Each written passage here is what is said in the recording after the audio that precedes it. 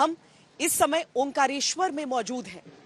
ये जगह अपने आप में अद्वितीय है और यहां पर हम आपको कुछ ऐसी तस्वीरें आज दिखाने वाले हैं जो निर्माण के बाद ये पूरा जो क्षेत्र है वो बदलने वाला है। अभी तक आपने अलग अलग हिस्सों में अलग अलग मंदिरों के कॉरिडोर देखे होंगे।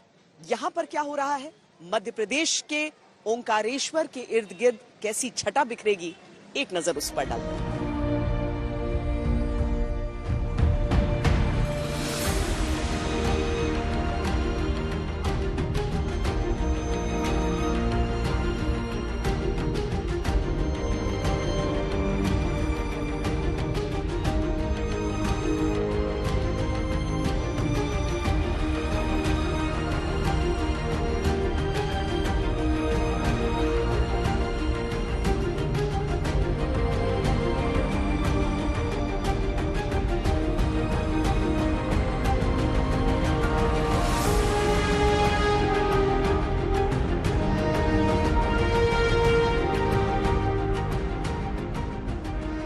मध्य प्रदेश ओमकारेश्वर में मानधाता पर्वत पर निर्माण की ये प्रथम झलक प्रयास है भारत को भारत की सांस्कृतिक आंख से देखने का।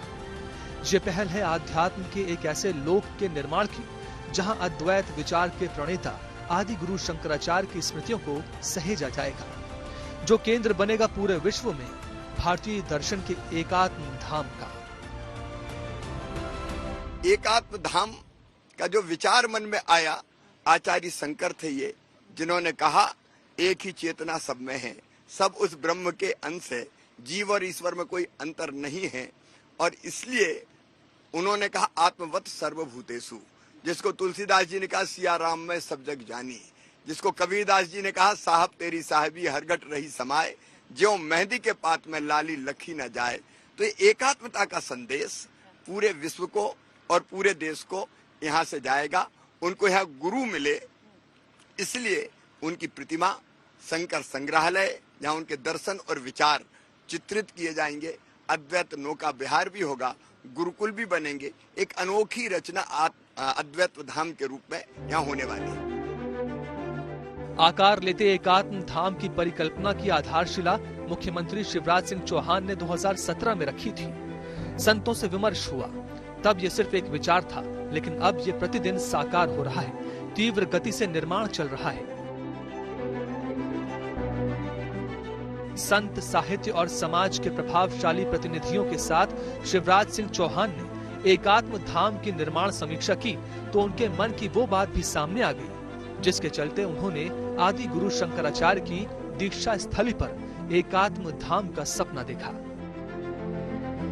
जैसे इस विचार का प्रकटीकरण मैंने किया संतों के सामने, अपूर्व उत्साह की लहर फैल गई। सारे श्रेष्ठ संतों ने कहा कि निश्चित तौर पर यह करना चाहिए, हम साथ। मूर्ति के साथ साथ ही विचार आया कि अद्वैत लोक बनाया जाए, और अद्वैत लोक के साथ आदिगुरु शंकराचार्य अंतरराष्ट्रीय अद्वैत वेदांत संस्थान भी बने, जो केवल मध्य प्रदेश में नहीं, देश में भी और दुनिया में भी एकात्मता के भाव का प्रचार प्रसार करे, ताकि मनुष्य और मनुष्य की दूरियां समाप्त हो जाए। और फिर ये प्रकल्प बना एकात्म धाम का प्रकल्प।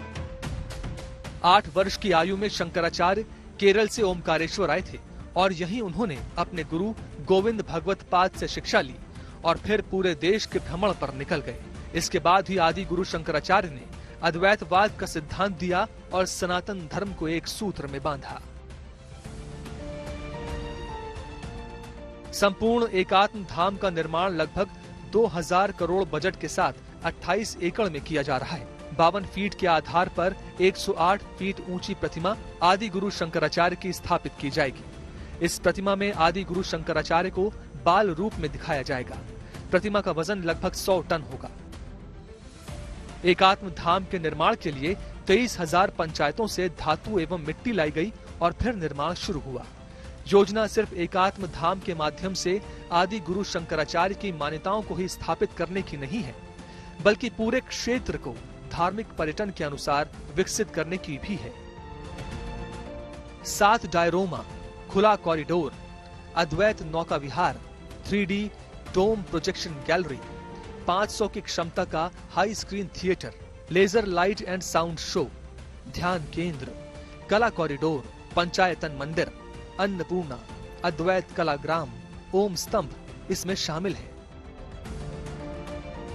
अनुमान है कि सितंबर में प्रधानमंत्री मोदी शंकराचार्य की प्रतिमा का अनावरण करेंगे। शेष निर्माण 2024 के दिसंबर तक पूर्ण हो सकता है। उज्जैन महाकाल कॉरिडोर के बाद एकात्म धाम का निर्माण मध्य प्रदेश की सांस्कृतिक विरासत को एक रूप दे रहा है। रवीश पाल सिंह, ओमकारेश्वर, आज तक।